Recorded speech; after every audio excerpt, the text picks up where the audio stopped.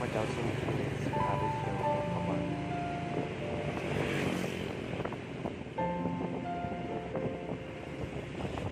ภาพบรรยากาศงามหลายเห็นบ่ผู้ซีนเห็นจอมน้อยๆ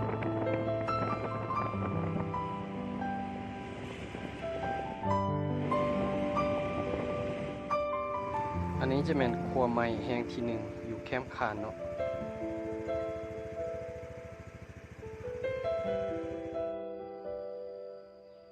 ซึ่งบนนี้ทุกคนอาจจะรู้ดี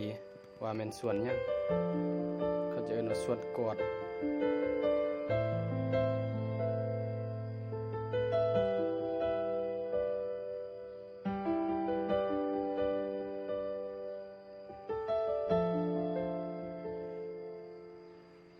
อันนี้จะเป็นครัวใหม่แห่งที่2อยู่กับร้านอาหารวิวพอยต์คาเฟ่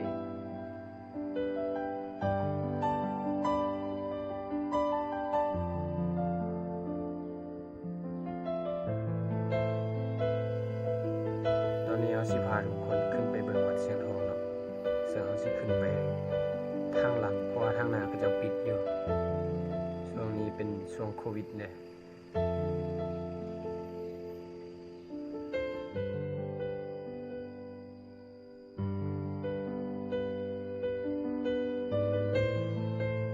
วัดเสียงทองนี้จะเป็นวัดที่มีชื่อเสียงโด่งดังอยู่ในหลวงพระบางเลย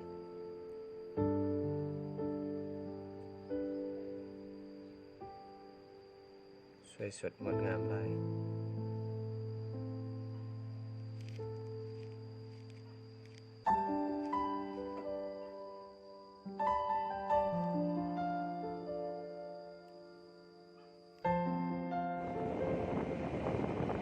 เส้นทางแคมป์โคง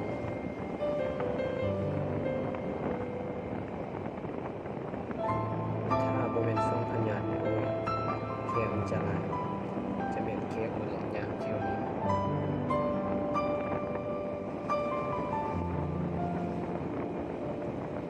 เดี๋ยวนี้มิดชิดเลย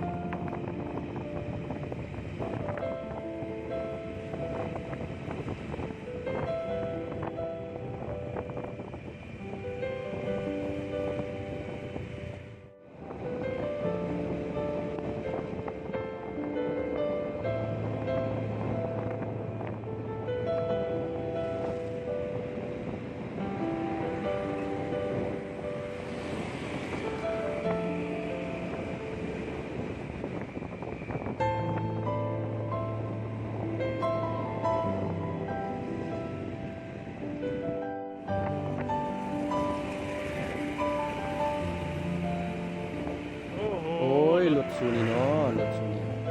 คอนกรุบเลย อันนี้ก็จะเป็นเส้นทางขึ้นไปทางนาสมอยไปทางเวียงสามคูถ้าใครได้เบิ่งคลิปนี้แล้วก็อย่าลืมกดไลค์กดแชร์